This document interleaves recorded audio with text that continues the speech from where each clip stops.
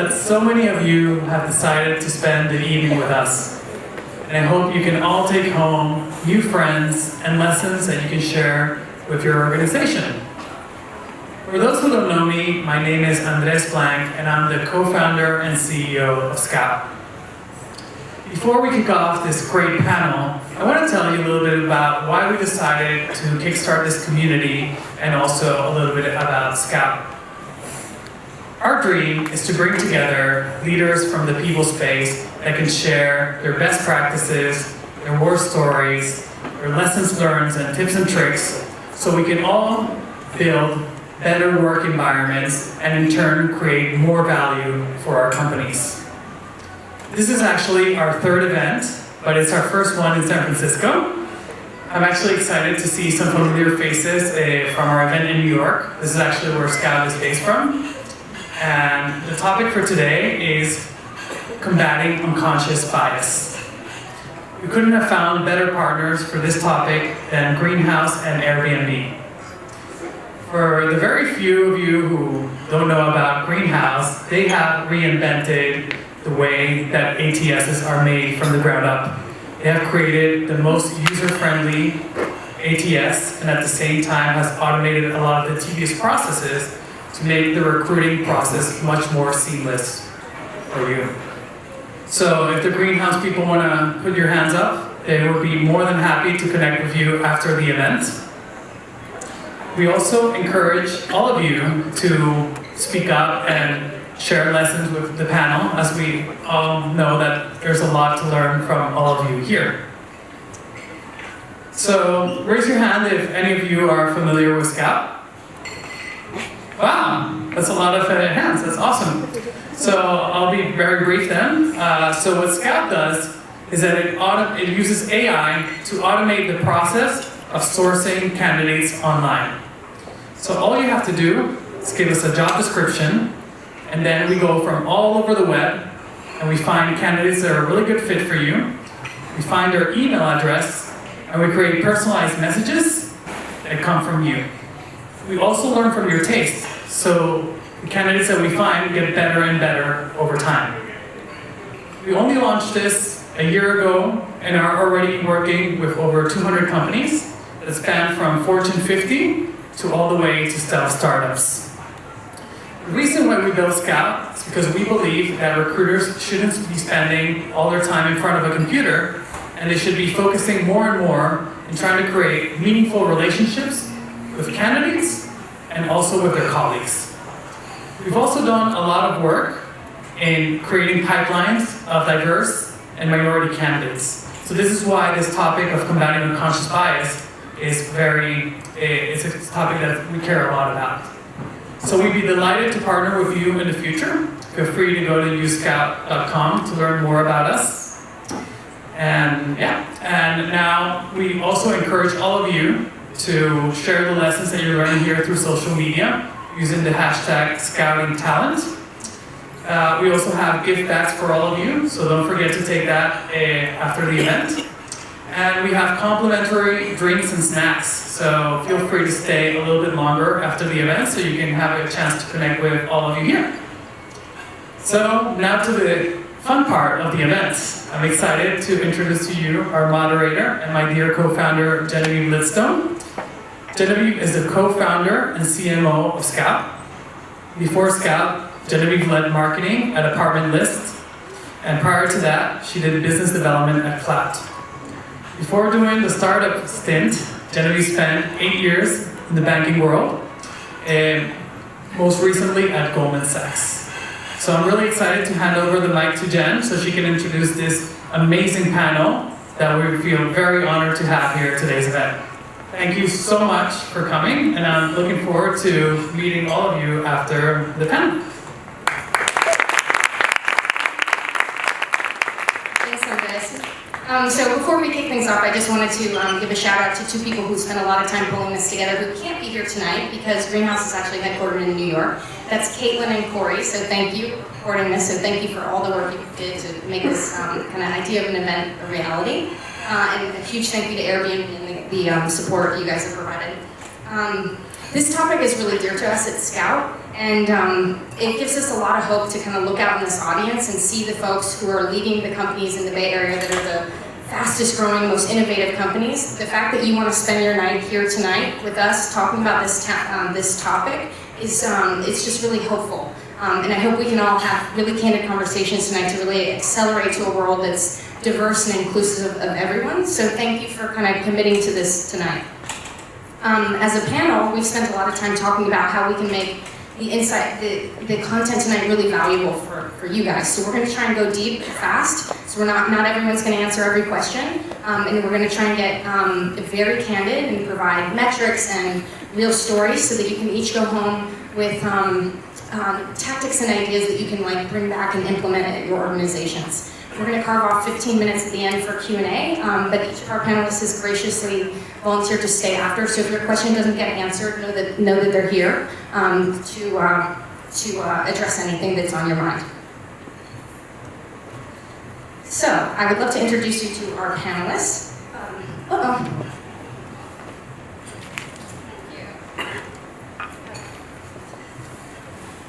So on my left is Tash. Tash weaves together industry experience, organizational psychology research, and a strong personal commitment to social justice to design workplace cultures that are inclusive and supportive of all employees. Before joining Paradigm, they worked as a consultant, helping leaders to improve employee engagement, well-being, with an emphasis on working across cultures. Tash's research examines the conditions that support workplace cultures of compassion and respect, as well as how employees from underrepresented groups experience these cultures. I know a lot of you have actually worked with Tash and her company at your organizations. Tash teaches at the California College of Arts and holds a PhD in organizational psychology from Claremont Graduate University. On Tash's left is Julie. Julie's head of people at Culture Amp, another amazing company. She has an insatiable curiosity about human behavior, and when she stumbled into the world of HR 20 years ago, her explorations found a new outlet. Julie ran a well-oiled HR shop during the first .com boom and helps startups grow and contract. That's an equally important skill. Regularly poking at and breaking traditional approaches to people challenges, gaining more insights into how to inspire and motivate people to do their best work. Most recently, Julie was at Atlassian and Admiral, and she's currently found her home at Culture Amp in a community of people geeks. I like that. Okay. Jackie is Director of Talent Acquisition at our co-host Greenhouse. She enjoys working on a team that is as passionate about structured recruiting and eliminating bias in hiring as she is. While Jackie's worked in recruiting at a few startups before Greenhouse, she discovered her passion for people working in the hospitality industry. And last but certainly not least is Justin. Justin leads MBA recruiting efforts at the people team at Dropbox. He sources and hires diverse new graduates into the company. Previously, he worked in account management and customer success, and during his time at Dropbox, where you still are, he's a strong advocate for diversity and inclusion as the founding member of Black Dropboxers and the creator of the Bethune Project, a really cool photo documentary series highlighting positive images of Black males in our community. So thank you to our panelists for being here.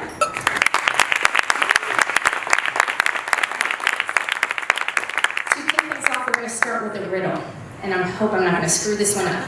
Okay, so I already screwed it up. A dad and his son are driving and get into a fatal car accident. The father is killed. The son is rushed to the hospital and is about to go under the knife when the surgeon says, "Stop, I cannot operate on my son. Explain." I'm sure some of you have heard this before, okay? And I'm going to tell you the answer. Well, we're going to speculate. If you guess the surgeon is the boy's second gay dad, props. You're super enlightened and you live in San Francisco. But a majority of folks probably didn't imagine it was his mother. I didn't, and the vast majority of people can't, immediately solve this riddle. So hopefully this just kind of elevates the idea that we all have bias, and we're going to talk about it tonight. So with that, I would love for Tash to just give us a very brief explanation of what are we talking about tonight and why does it matter? Yeah, well, I'm not going to talk about everything that we're going to talk about tonight, but at least I'll provide a definition for unconscious bias. When we're talking about unconscious bias, we're talking about cognition, and specifically cognitive errors that we all make that impact our ability to be objective.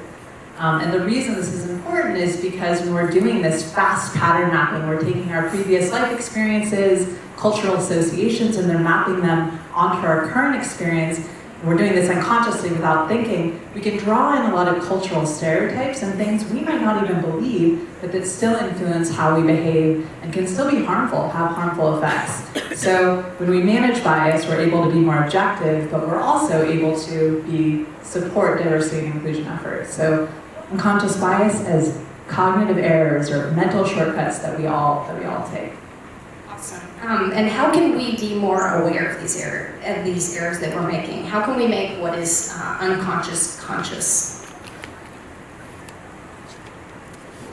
So what I would say is exactly what you mentioned. It's about awareness. So the more we talk about it, and the more we are open about it, and kind of take away the shame that comes with some of it, the more we can take the unconscious bias and make it conscious, and that can impact the way that we actually make decisions based on those biases.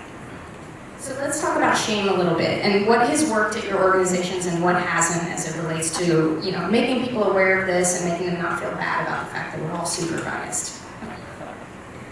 Sure, I would love to answer that. So we're experimenting with something new at Culture Amp.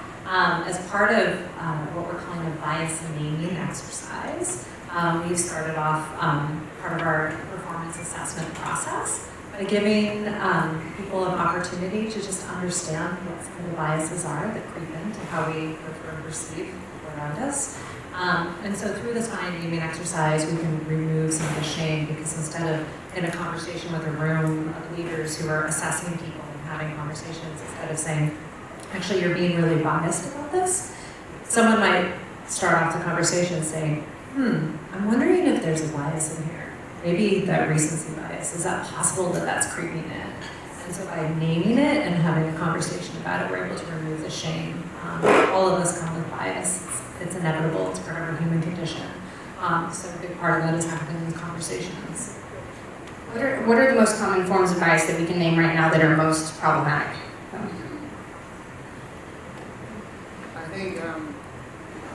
I think there's an interesting bias within tech. I want to talk outside of race for a second, but I think that there's a huge bias when it comes to people looking to shift their careers into tech. A lot of times you hear this phrase, they don't have tech experience.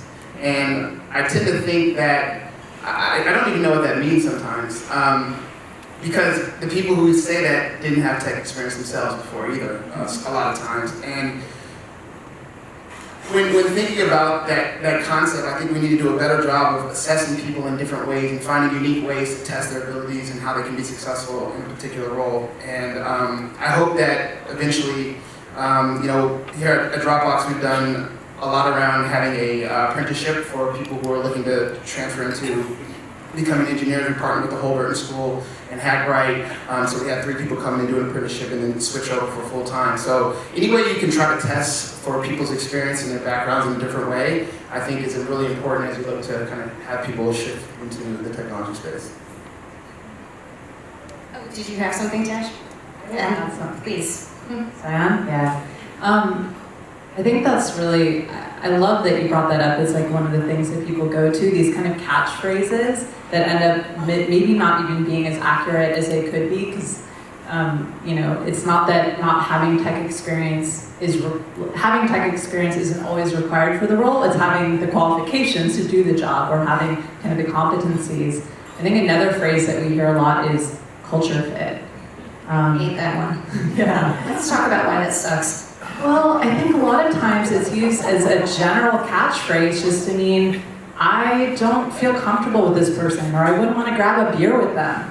Unless your job is literally going out and grabbing a beer with someone, in which case that might be an accurate qualification. That's a jest, in jest. It's really never a good phrase to have without having some sort of rationale or understanding behind it. Absolutely, it's important to find someone who's in alignment with how work gets done, with your values for how you work together, collaboration. That's not just culture fit, that's essential if that's something that you need at your company. But using the term just broadly without having a definition When it's really subjective and nebulous, that can be just a way of filtering out people who aren't like you or who don't fit the kind of prototype of who you imagine for the role.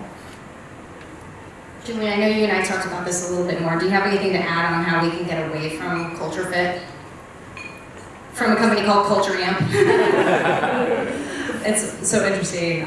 We stopped using the phrase culture fit a while ago, and I think it was because I came from companies that use the beer test before, and I was like, I don't really want to have a beer with most of the people I work with, but they're really stinking smart. So I'm okay with that. It doesn't make sense. And so what we've done is we've started talking about culture add. So, some people aren't comfortable with the phrase culture. You could talk about perspective add. What are people going to bring to our teams, to our companies that we don't have here? And because added perspective is something that's not only good for the people that you're working with, but typically that plays into whatever you're selling, producing, selling. So you want to hit a broader market, a really good way to do that is have a representation of voices that you're trying to reach. And it makes really great conversations. I can't even tell you how often I'm able to have a good conversation with someone who has a different perspective, a different background, and they're able to bring something to the table, and I've thought of that before. So yeah, absolutely lots of opportunities to go through and hit the culture fit piece. I know at Atlassian, they've worked really hard to go through their hiring processes, and Jackie can probably speak more to what this looks like in the hiring process than I can. But they've done this thing where people come back, even in the interview process, they say, I don't know, they weren't like a culture fit. And it's the responsibility of the hiring leaders and the interviewers to go through and really dig into what exactly was that. If you can't put a finger on it, it's not valid. That's pretty powerful.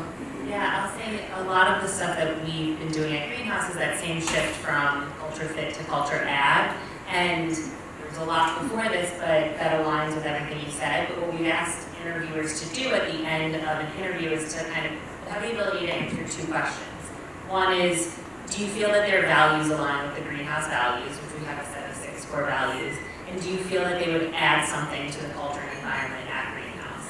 And so at the end of the interview, if you're going to say they passed or failed that interview, you should be able to answer those 2 questions. And we think by asking that at the end of the interviewers, it kind of helps people to check their reasoning on why they're passing or failing that candidate.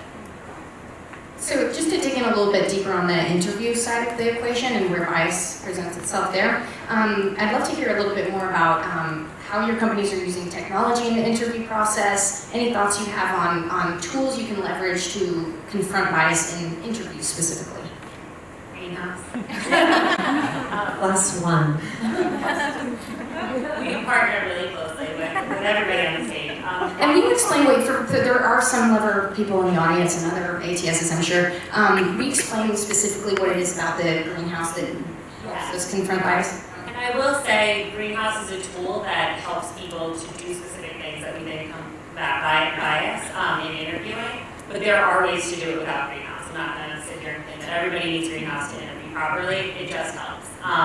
So the whole concept is that when you open a new role, when you're hiring for someone, you should have a set of success attributes. So what are the attributes necessary for success to accomplish the business need for the reason you're hiring that person? When you have this set of set attributes, you can then have questions that are dedicated to specific interviewers for a specific person to get to those attributes. And when you have that, it helps to refocus your conversation from conversations about the person who interviewed to the attributes that they have that will lead to success in a role. So it shifts the conversation from, I really liked her, she was great, which probably is a feeling that was bias-driven, to this candidate showed really great project management skills. They have really great customer focus, and they seem very collaborative based on these 3 questions I asked. And so it just helps shift your conversation.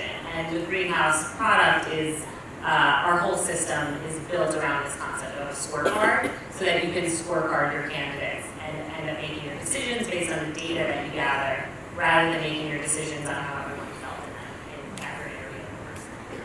So maybe taking even a step back from the interview process, and I'd love to hear from you, Justin, being in like university recruiting. What can you do on the sourcing front to bring in top of the funnel talent? I actually do a lot of sourcing outside of Greenhouse personally, but I live in there in the sense that when it comes to feedback time and actually making decisions, because at Dropbox we have a very detailed process of evaluating a candidate. Everyone actually has to come to a consensus within the room, and the process is we have a moderator whose job is to keep everyone on track and making sure that we're not making those kind of statements where, oh, I really like her. And the point is that if somebody uncovered a portion or something in an interview that they want some clarity on, somebody could have also tested for that as well. And that's kind of, I guess, the power of being able to use scorecards and get that kind of information. But sourcing, I think, is a little bit different for me because I'm on campus a lot and I'm meeting with different organizations and different groups on campus.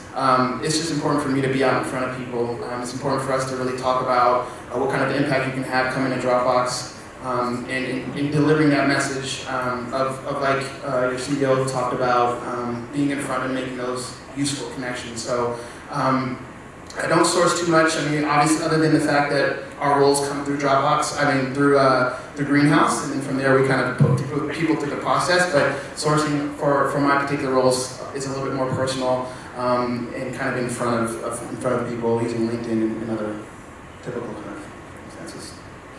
Awesome. Have any of you guys used any of the tools that help rewrite job descriptions or any stories there to share? Yeah, so we used Textio at Dropbox, and so for all my roles, I actually had to make sure they were approved and got a certain score in Textio before I posted it, and it was important for us to make sure we were diligent about making sure our job recs reflected as in a non-biased way as possible. Can you elaborate for those who don't know what Textio is, what that means and why that matters? Yeah, Textio is an awesome solution where you can actually cut and paste a job description that you might have written into Textio, and it'll actually highlight certain phraseology or words that could be seen or misinterpreted as biased or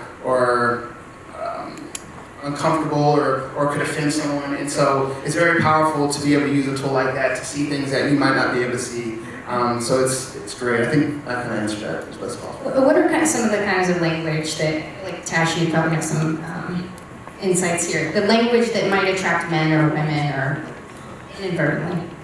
Well, I think that, there's some language that's emerged that is definitely more masculine, and the research shows that those kind of roles that have more masculine language, things like you tackle problems and you blow shit up and you're a ninja that's gonna go. Just the way I'm talking, like I couldn't help but kind of embody certain qualities that you can imagine are describing the role in such a way that might not be as inclusive. And the research shows that indeed that is the case. If you have a highly masculine job description, that's not going to be as inclusive to people who are not men. And also, there's research around growth and fixed mindset. So roles that kind of describe qualifications that are required that seem to ascribe to this notion that we're born a genius or brilliant at something or we're not. We have these fixed talents and abilities or we don't. So things like smart or brilliant might not be as inclusive for people. Specifically, if you think about what stereotypes are, they're beliefs in a group's fixed abilities or talents. So if you ascribe to a fixed mindset and have language about fixed abilities, that's not going to be as inclusive for folks from underrepresented backgrounds. So those are a few things, language things. I'm sure you all can weigh in. It's kind of like a fun game to go through and see if you can spot them like a puzzle. It is the one other thing, along with the language, it'll point out some stuff in more of the structure, I guess, like similar with the qualifications, where if you say you must have like 3 years of experience in this plus 5 years of experience, when they're very prescriptive. Textio, there's another tool called Tap Recruit that does a similar thing. They'll call you out because there have been studies that show that men will tend to apply to jobs if there's, say, 10 attributes, if they have 50% of them. Women, it takes 80 to 90%, and it might be slightly off, but I think it was a Harvard Business study that showed this. And so if you have a lot of qualifications listed, women tend not to apply because they don't feel that they're eligible for the role. So by eliminating some of that and being a little bit more open-minded in the job descriptions, it helps to kind of just broaden your top of funnel and get more people to apply to your role. And it's great because those tools will help call you out on that because you don't realize you're doing it. So something I want to bring up is ageism, and maybe as it relates to this notion of experience, too much experience, what that means. And just want to kind of throw this out to the panel. How do you confront ageism, and how does it present itself? I think as someone, full disclosure, over 40 in the tech space, it's a real thing. It's interesting because I think a lot of my peers who have been working in this space for a while have started to get really nervous about moving jobs. And the large part of it has to do with the sort of responses that people have gotten, like, oh, you're overqualified, we're not quite sure, you've got a fresh perspective, looking for someone young. And this is, it's challenging, it's real. I think sometimes when people do come back and they're recruiting or they're looking for someone and the interviewer comes back and says, I don't know, they're overqualified, like I really push on that. What does that mean? Does that mean that they have the qualifications and they can step in and hit the ground running? And is that a bad thing?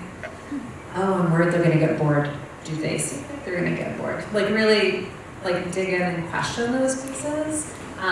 It's still one of those things I feel like I haven't heard a lot about it yet in terms of like the bias space. I think there's an opportunity there to dig in a little bit more.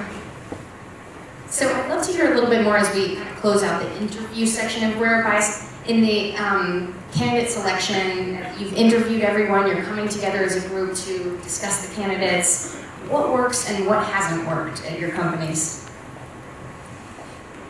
Speak a little bit to the kind of roundup meetings, and to go back to the idea of a scorecard, we've seen a lot of success in having the ability to look at each candidate, the skills that we've determined that are required for success in that role, and you almost have a heat map, right, of saying we have this list of qualifications and we have a number of people who assess them, and see who actually has the qualifications.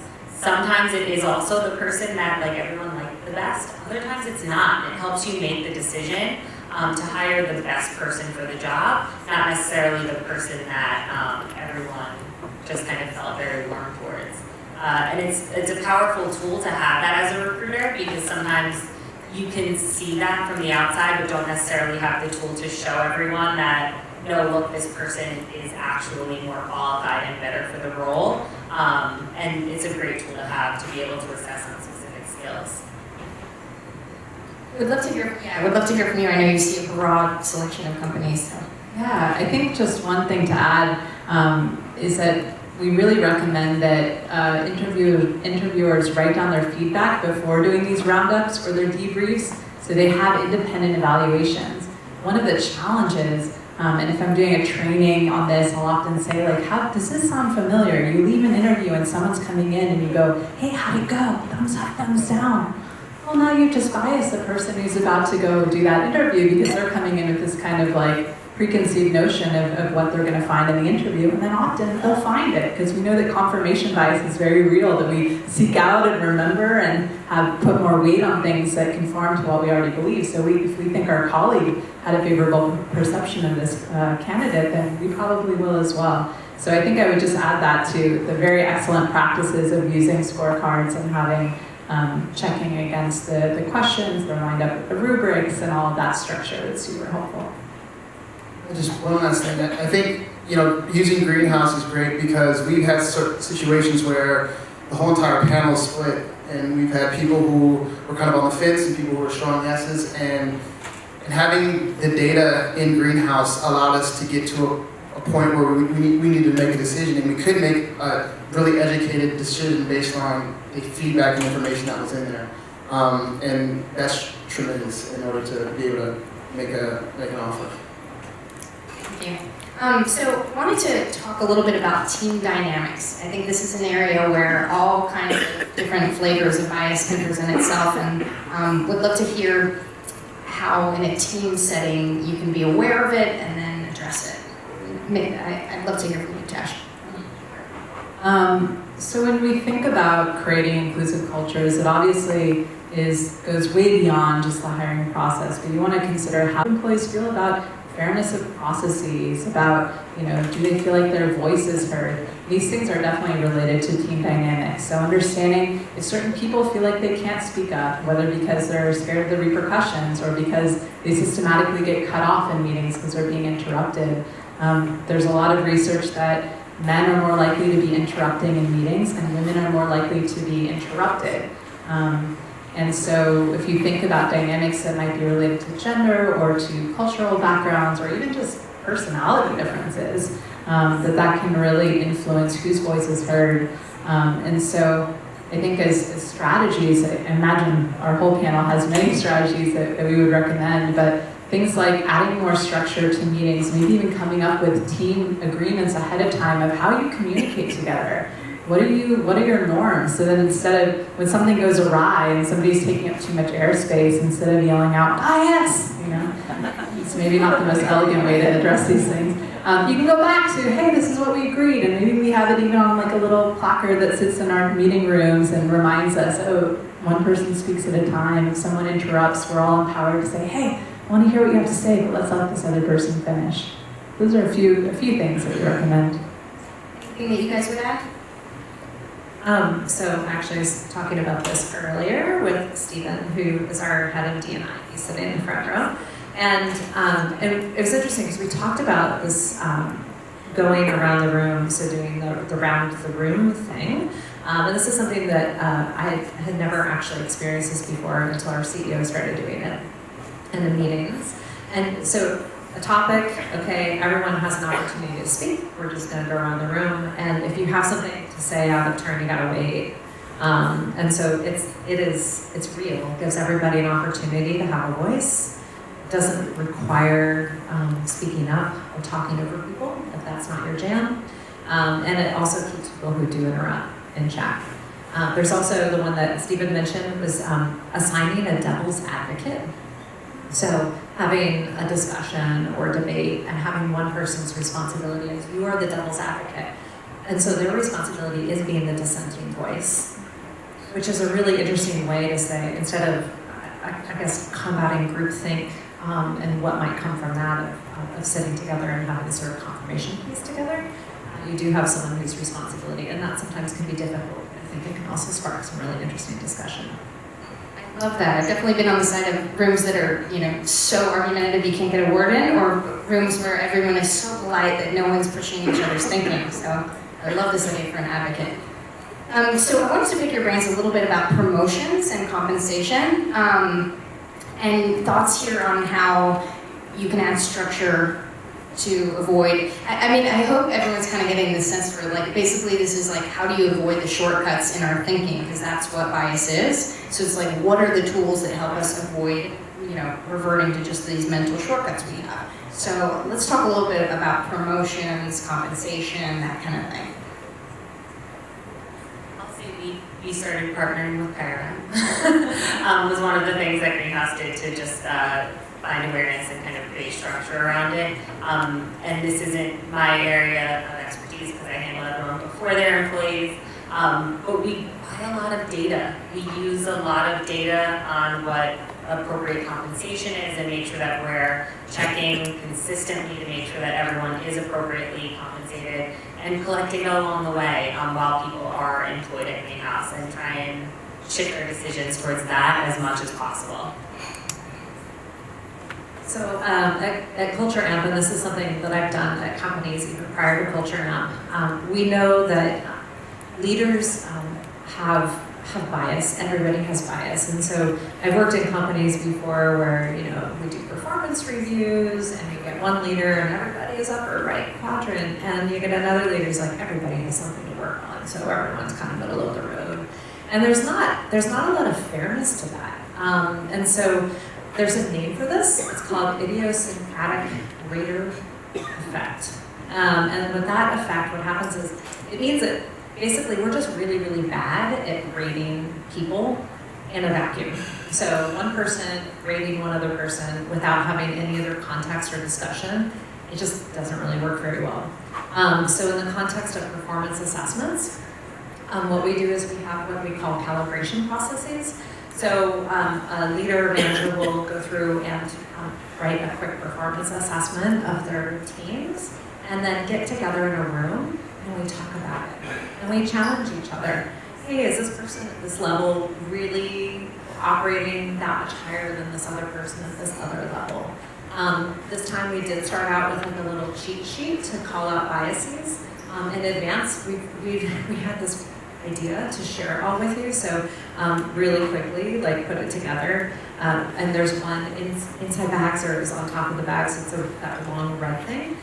We just share it, so we can call each other out on these biases, while we're having these discussions in a group together. I think I would add that at Paradigm, we're very much interested in drawing on data and science to make decisions. So when thinking about people processes more broadly, we're relying on data to see if there's disparities. And not just disparities in who's getting promoted or in compensation. So analyzing, promotion or compensation by different demographic variables, that's really important, and you want to make sure that there's parity. But also understanding employee perceptions of what's going on. Because things actually might be fair, but employees feel like it's not, that certain people are being promoted without having proper justification because they don't understand the process. So that could be part of it, of like getting to the point where it's actually a thing around communicating what the process is, what the rationale is, or the philosophy around compensation or promotions, so that people are aware and they know also how to advocate for themselves in that process. Awesome. Anything to add, Justin? We actually do something very similar to that calibration process. We have a Sprite reviews that happen twice a year where we do a deep dive to see where levels and within the band and comp bands, but it's very similar. We try to do it twice a year by being very open about how we're leveling people. So very similar. So thanks. So we're getting close to a Q&A time, and I wanted to just kind of ask each panelist kind of their closing thoughts. And the question is, what's the most important thing to remember about unconscious bias? And basically, like, what is the most important takeaway for each of these audience members in your view? I think one of the most important things about unconscious bias is, for one, this is much bigger than a company problem. This is much bigger than a recruiting thing. This is a people thing. And you need to think about how you walk through the world and how you interact with people in the world. And the great thing too, what I find so interesting is when social media is great because it kind of shows, people show part of their lives.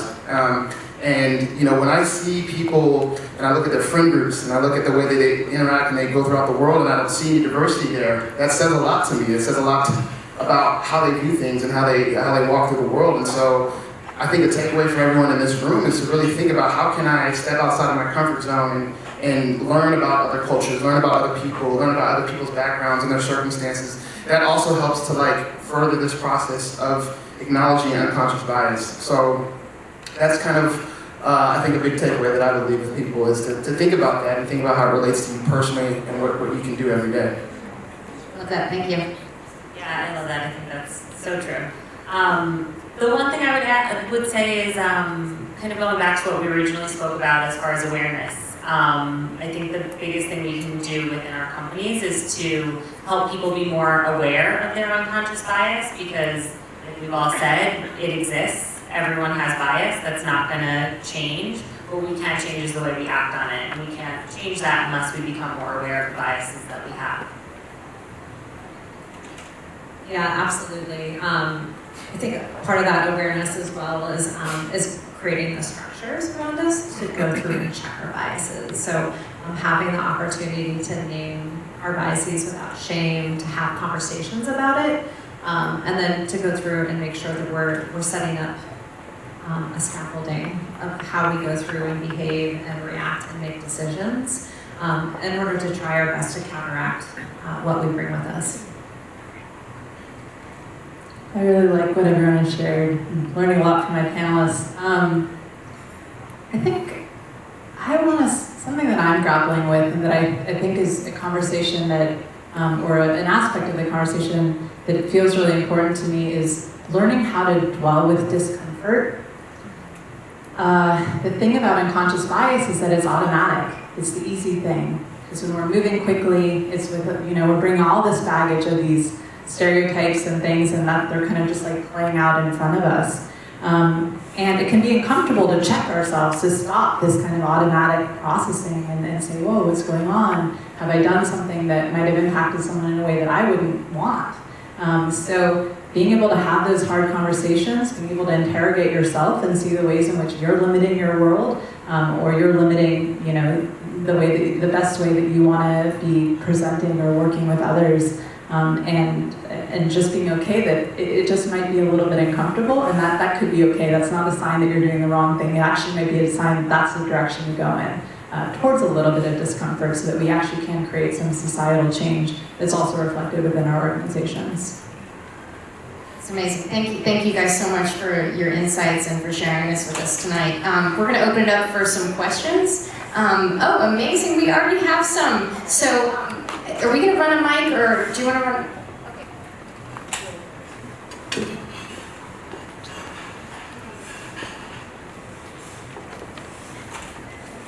Oh.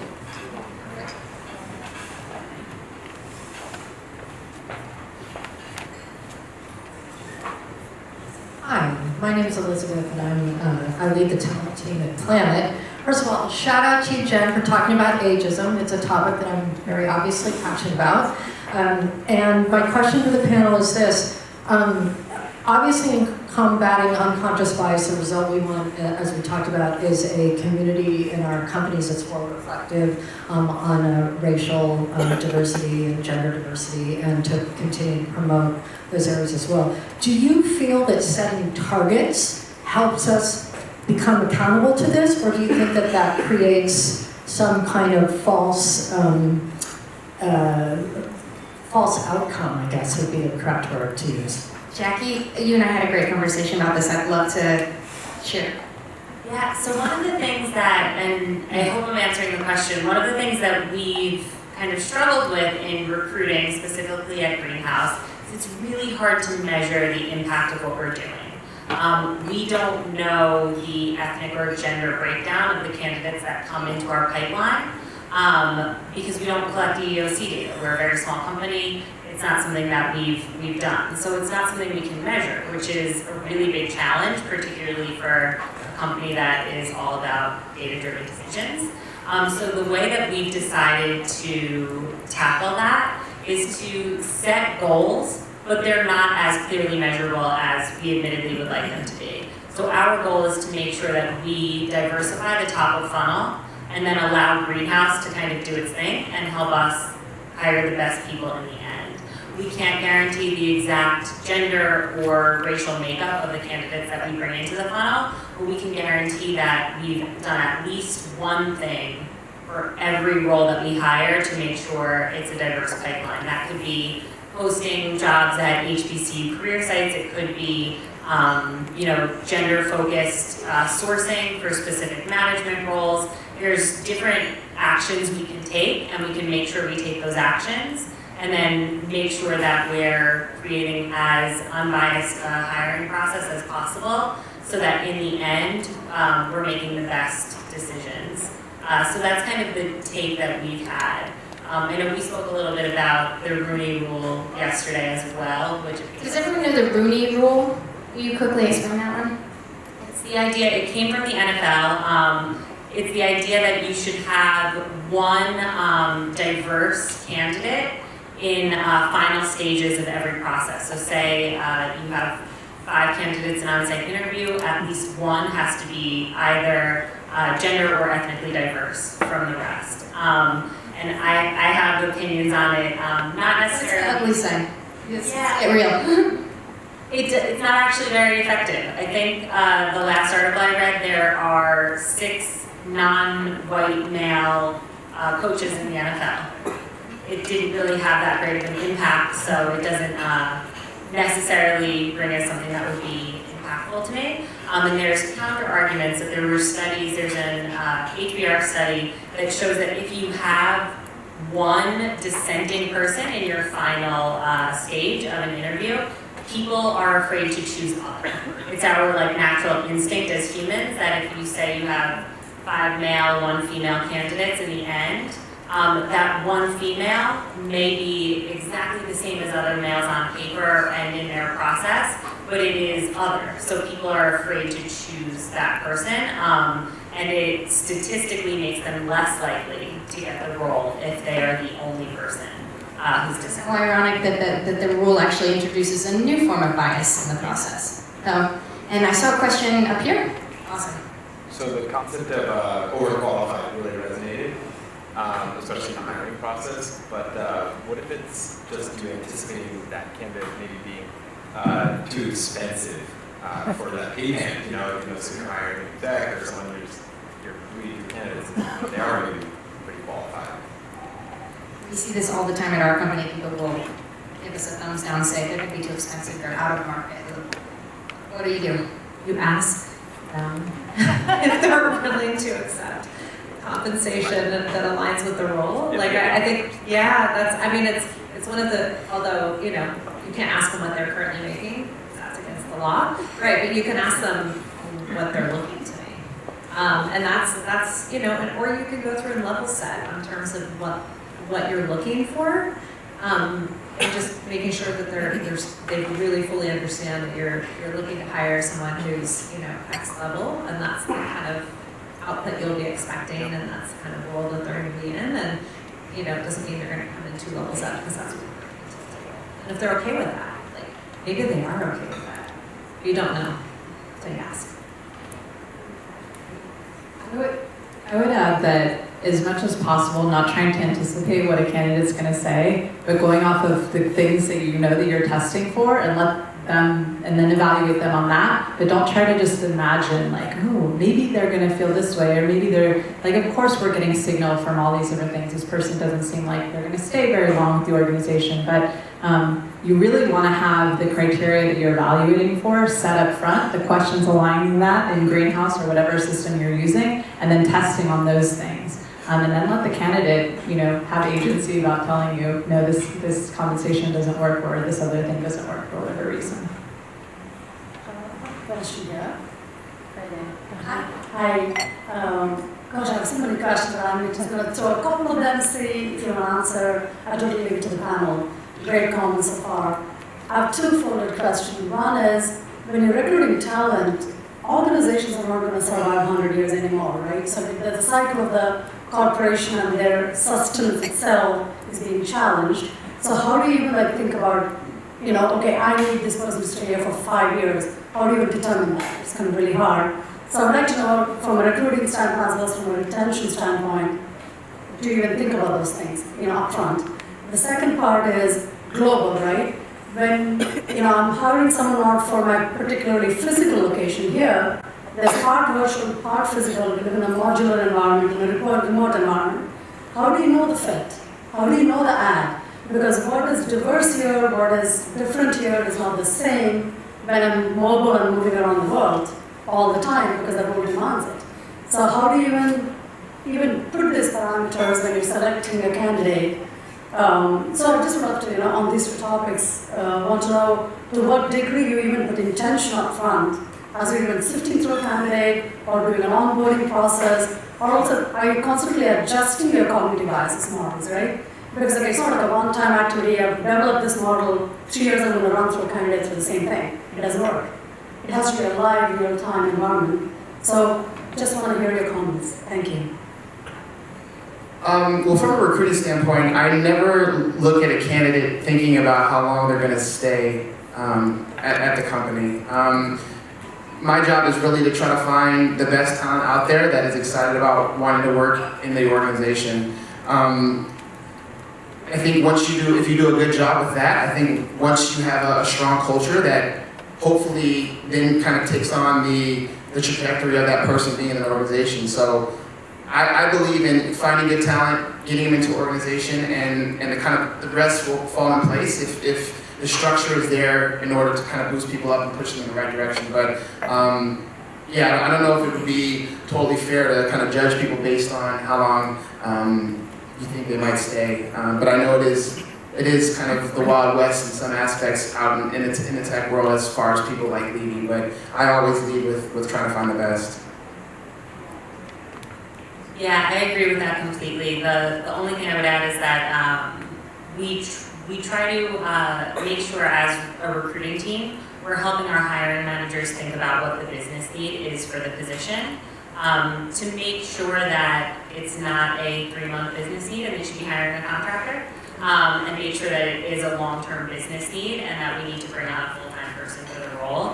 So by stepping in and kind of bridging that like talent acquisition and talent management piece, to make sure that people are thinking long-term and not just trying to solve for a short-term problem, helps to kind of solve for that, and also helps you to bring in great people because you're able to sell them on a long-term position with the company.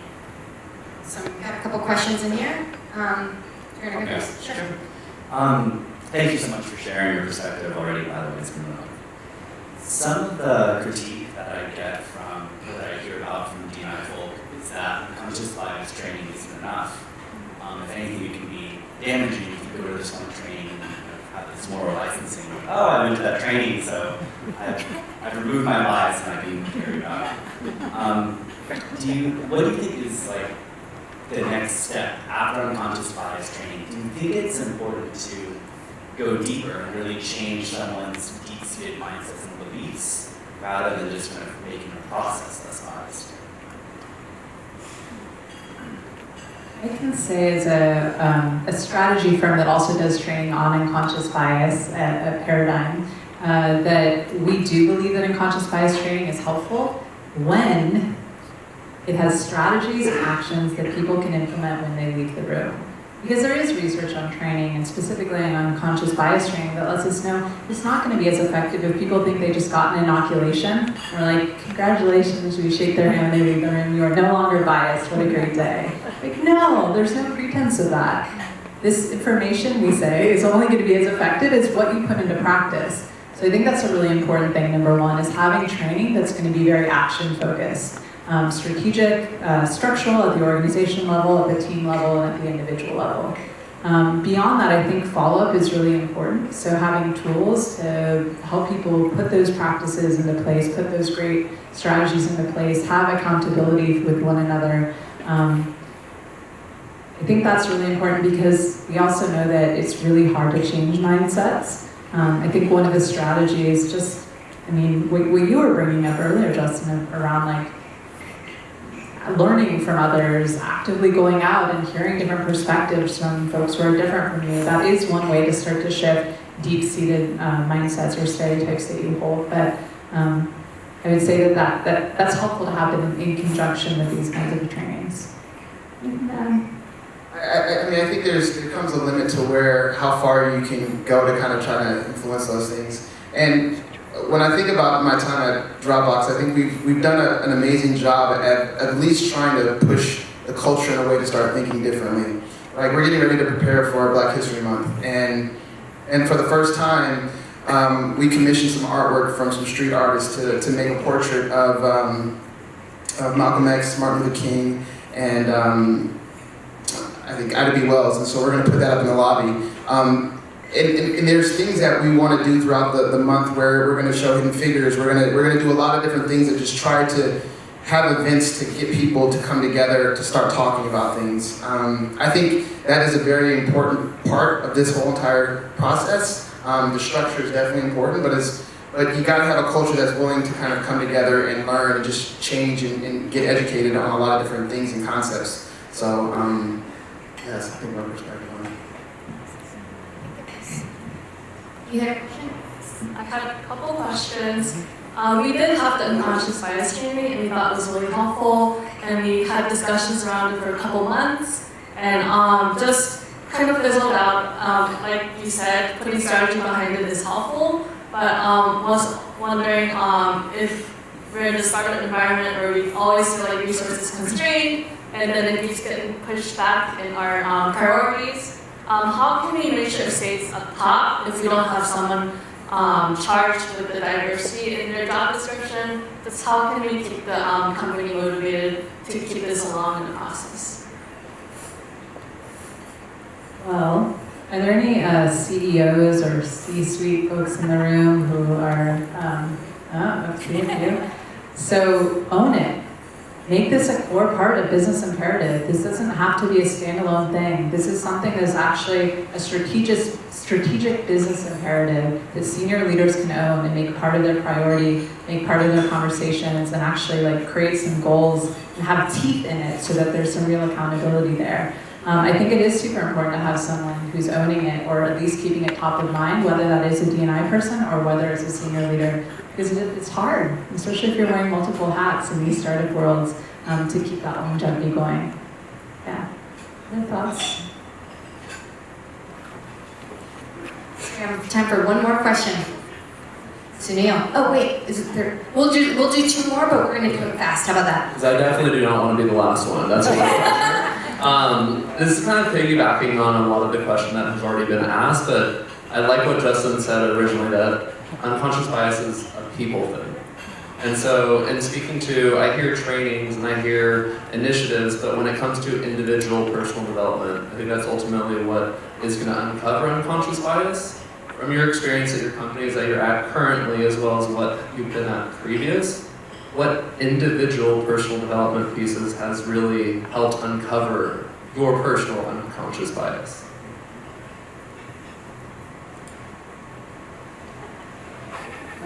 That's a zinger.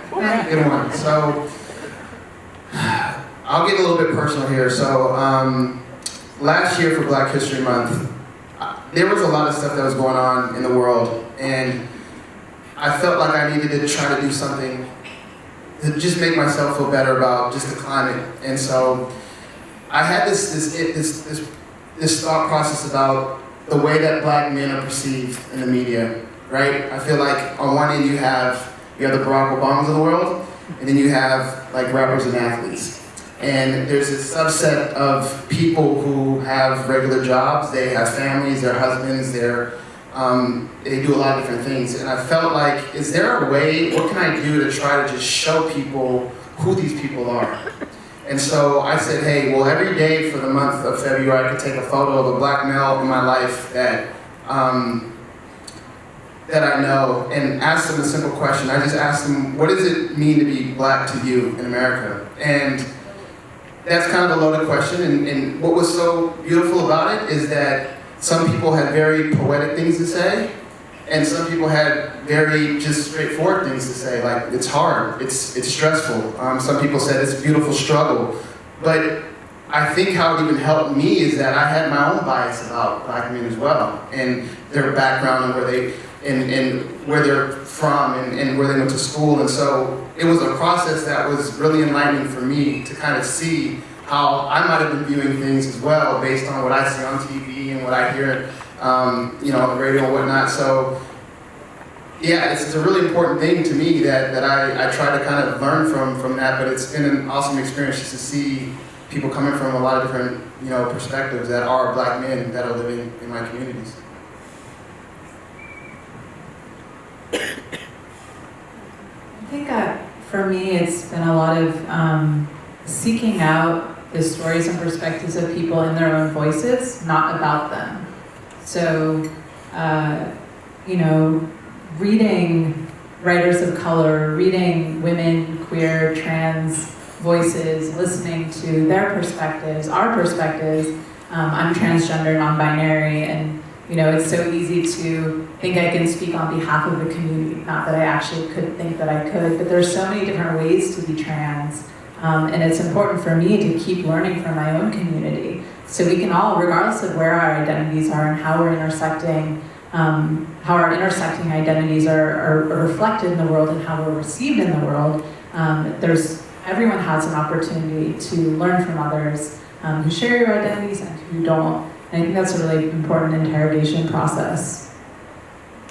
Interrogation in the best sense of the word.